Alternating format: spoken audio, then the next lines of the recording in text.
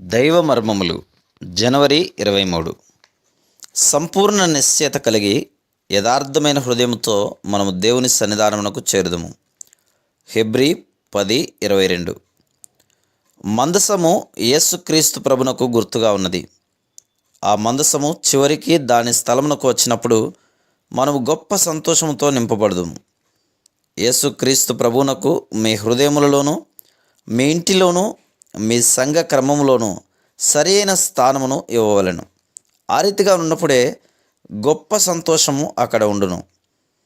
దావీదు అనేక యుద్ధములను జయించెను, కానీ వాటిలో ఏదియు తాను అరౌనా యుద్ధ కొన్న ఆ స్థలమునకు విశ్రాంతి నిమిత్తమై దేవుని మందసమును తీసుకొని వచ్చినప్పుడు ఆయనకు కలిగినంత సంతోషమును కలిగించలేదు.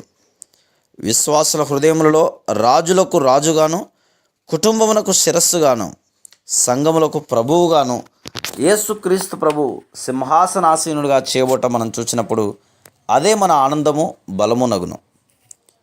మనం ఎల్లప్పుడూ 3 సంగతులను గమనించవలను. 1, నీ వ్యక్తిగత జీవితమునకు యేసుక్రీస్తు ప్రభువే శిరస్సుగా ఉండవలను. 2, నీ కుటుంబమునకు శిరస్సుగా ఉండవలను.